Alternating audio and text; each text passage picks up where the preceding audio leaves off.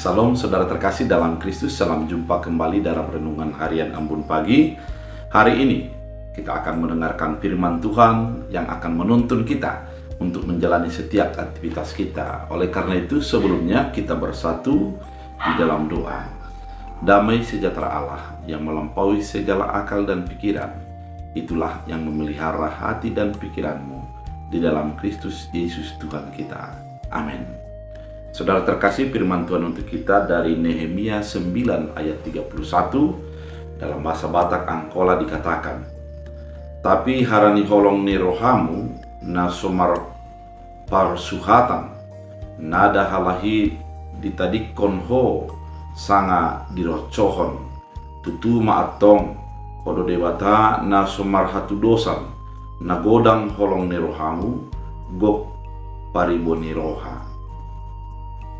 Dalam bahasa Indonesia, "Tapi karena kasih sayangmu yang besar, engkau tidak membinasakan mereka sama sekali dan tidak meninggalkan mereka, karena engkaulah Allah yang pengasih dan penyayang." Demikian firman Tuhan. Saudara terkasih di dalam Kristus Yesus, kalau kita membaca dari kitab Kejadian, sesungguhnya Allah membenci kepada dosa. Karena memang dosa akan menghalangi hubungan manusia dengan Allah. Allah yang kudus, manusia yang berdosa, akan tidak ada titik temu seperti minyak dengan air yang tidak mungkin bisa bertemu. Dan di dalam perjalanannya, pada awalnya manusia adalah semuanya di dalam naungan Allah dan di dalam kasih setia Allah. Namun dengan berjalannya waktu, ada manusia yang jatuh ke dalam dosa, dan manusia yang bertindak penuh dengan kejahatan, sehingga harus mendatangkan air bah. Kemudian setelah air bah, manusia juga menjadi tersebar di mana-mana. Oleh karena manusia sudah menjadi ingin sama dengan Allah. Namun Allah di dalam Kejadian 12 mau mengkhususkan bangsanya agar menjadi melalui bangsa pilihan Allah itu, orang-orang semakin mengenal dan mengetahui tentang Allah.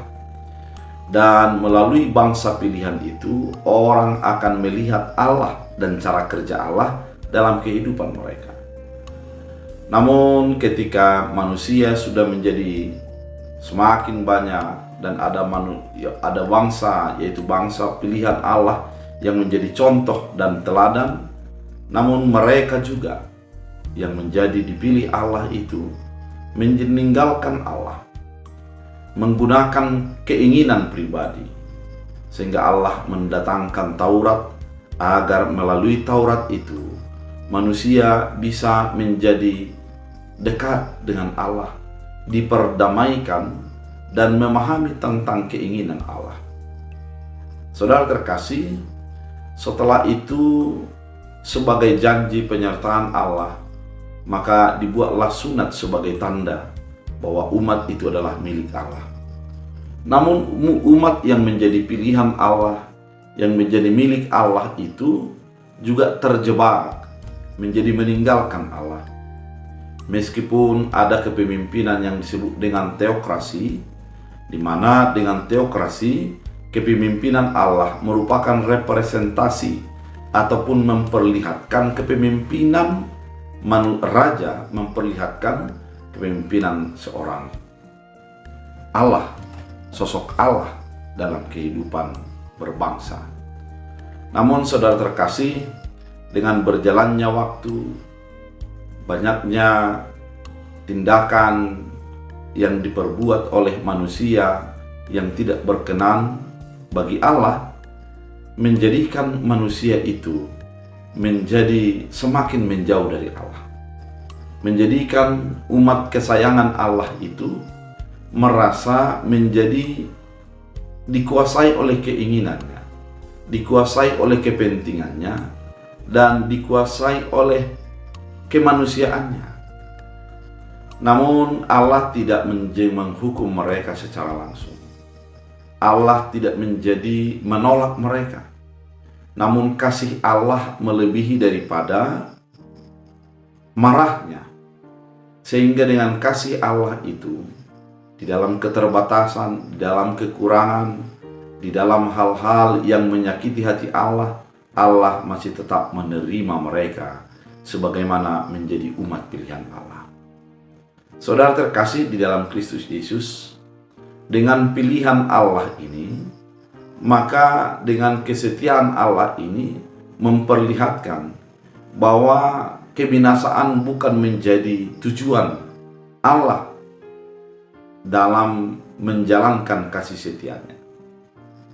Kebinasaan membinasakan bukan menjadi pilihan Allah untuk menjadi merubah manusia, namun kasih-Nya diutamakan agar melalui kasih itu orang yang menerima kasih menjadi menyadari bahwa Allah itu menginginkan perdamaian ataupun pendamaian antara manusia dengan Allah.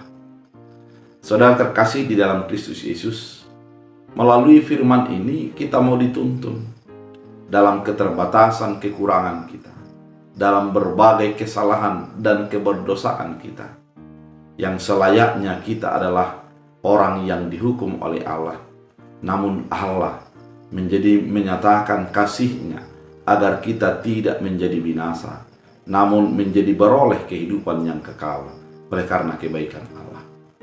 Oleh karena itu, tidak mengherankan dalam Nehemia dikatakan bahwa tetapi karena kasih sayang-Mu yang besar, Engkau tidak membinasakan mereka sama sekali dan tidak meninggalkan mereka, karena Engkaulah Allah yang pengasih dan penyayang. Artinya dalam kehidupan kita, kasih Allah lebih besar daripada kemarahannya. Kasih dan rasa sayang daripada Allah memperdamaikan kita, mempertemukan kita antara manusia yang berdosa dengan Allah yang kudus. Oleh karena itu, mari selalu bersyukur atas apa yang sudah Tuhan perbuat. Mari selalu bersyukur atas segala kebaikan dan kemurahan Allah bagi kehidupan kita. Biarlah firman ini menjadi penuntun dan penguat dalam hidup kita. Kita berdoa. Terima kasih Tuhan atas firman yang begitu indah, mengingatkan kami akan kasih setia Allah, kasih sayang Allah dalam hidup kami. Biarlah hidup kami menjadi tetap mengandalkan kasih sayang-Mu, dan kami hidup di dalam damai sejahtera-Mu. Biarlah firman-Mu menjadi kekuatan dan menjadi penghibur bagi hidup kami. Dalam Kristus Yesus Tuhan, amin. Tuhan Yesus memberkati.